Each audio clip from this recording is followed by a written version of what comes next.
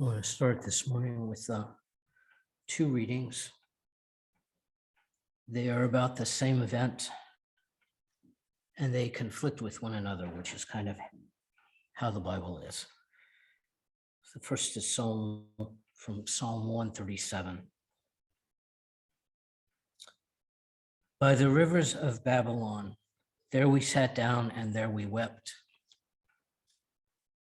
For there on the willows there we hung up our harps. For there our captors asked us for songs, and our tormentors asked for mirth, saying, "Sing us one of the songs of Zion." How could we sing the Lord's song in a foreign land? If I forget you, O Jerusalem, let my right hand wither. Let my tongue cling to the roof of my mouth if I do not remember you. If I do not set Jerusalem above my highest joy.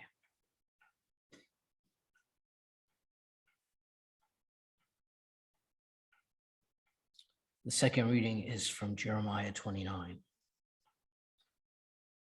Thus says the Lord of hosts, the God of Israel, to all the exiles whom I exiled from Jerusalem to Babylon. Build houses and live in them. Plant gardens and eat their fruits. Take wives and have sons and daughters. Find wives for your sons and give your daughters to husbands, so that they may bear sons and daughters. Increase there, do not decrease. Seek the welfare of the city to which I have exiled you.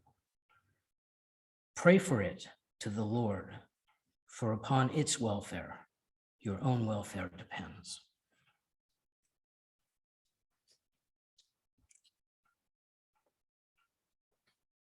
Both of those readings come from the same event, the same period of time in Israel's history, around 587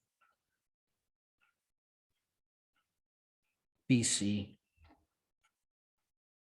when the Israelites were captured by the Babylonians, and some part of the population was taken away to Babylon in captivity.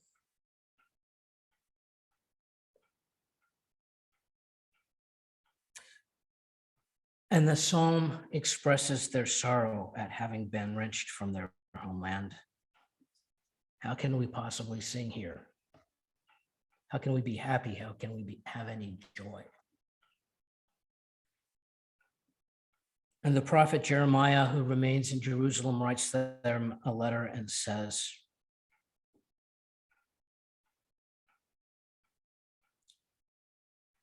you must have joy. You must increase and prosper. You must contribute to the good of Babylon, because it is upon the good of Babylon that your own good depends.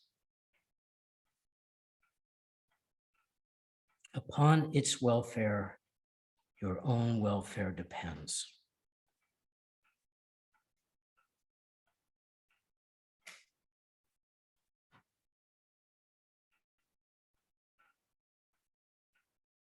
On Thursday, I have a conversation sometimes with half a dozen or a dozen other Quaker pastors from North America. And you can imagine that on this Thursday, every one of them was trying to figure out what to say today.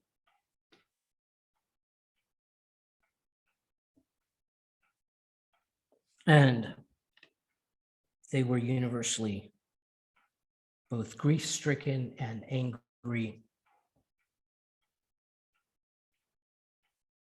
about the impossibility of seeming to reduce the number of guns in American society, where we have 120 guns to every 100 people. Grief-stricken because children keep dying. And a number of these pastors with whom I talk have wives who are teachers, and so they're scared.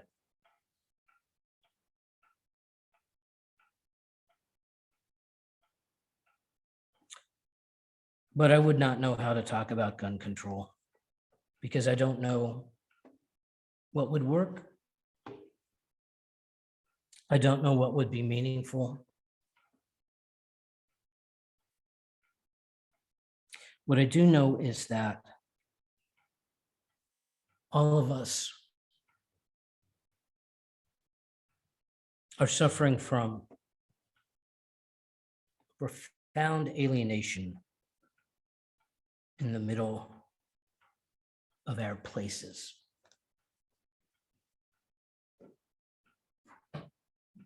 We don't hear about people who shoot up a school or a factory or a post office who were embraced by their community.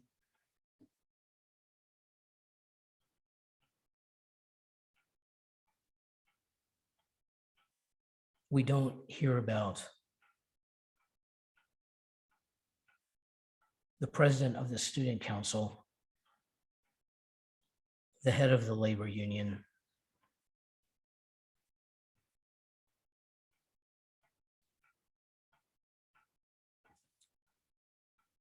the mother who's the president of the band boosters. We don't hear about those people shooting everyone they can find. It's not that they're not sometimes violent, but it's specific violence, often romantically related. It's profound hatred for everyone. And in a particular way, it's as though we all find ourselves right now, especially as we listen to the news, especially as we see flags of one kind or another flying in people's yards. It's as though we were exiles in Babylon or elsewhere in Jerusalem, and the Babylonians have come to live with us.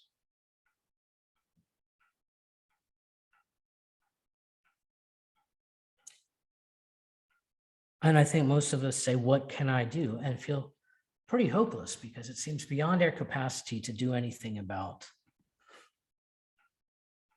something that seems so large. But I think that there's some research that shows that the one thing we might do is connect somebody, to plug somebody into something, to invite them to something. I'm not going to cite a particular gospel reading because if you have been at least listening to me talk up here for any amount of time, you will know that Jesus was constantly bringing people from the edge into the center. That one of the hallmarks of Jesus' ministry was an open table at which all were welcome.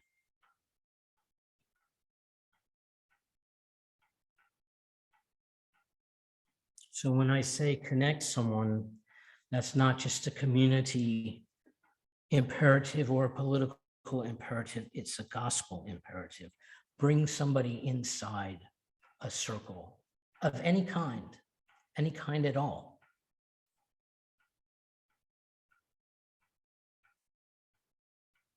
We always make jokes about if you join us or if you join this or join that, pretty soon you're going to be volunteered for somebody, for something. Volunteer somebody for something.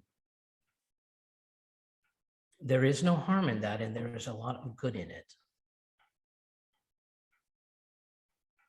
Ask someone for help or advice.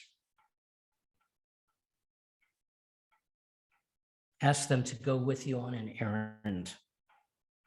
Invite somebody into your book club.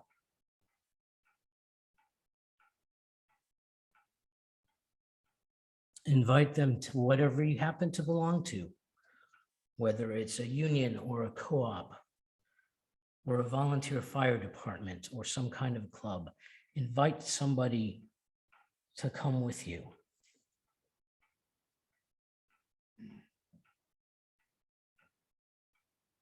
There's a great deal of research that shows that the growing and increasing sense of alienation that so many people in our world right now are feeling, but particularly in America, has a lot to do with the fact that people don't belong to anything. The church is one of those institutions to which people don't belong, but so is the PTA, and so are the Girl Scouts, and so is the Rotary Club, and so is any organization that you look at, including bowling leagues and t-ball and school sports.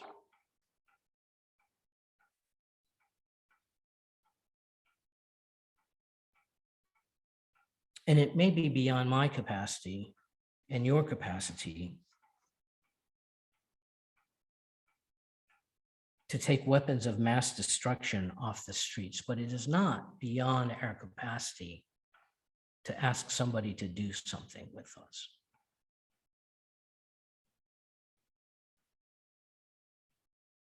I remember even 10 years ago, all these campaigns in a way for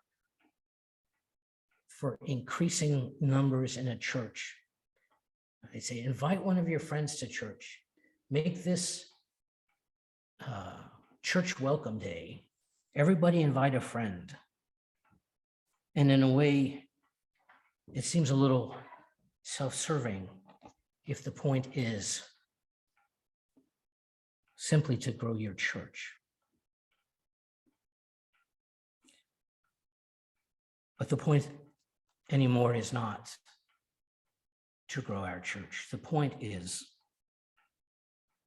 to connect someone to something where they are needed, where they are known, and where they have a purpose.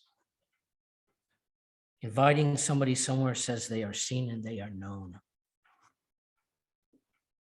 Connecting them to a task says they have a purpose. It has to become our Christian mission to give people a place and a work. Somewhere that they are seen and known, a place to belong, and something to do. And that is the assignment that I'm giving to every single one of you and to myself. Invite somebody to something this week. Anywhere for anything, invite somebody.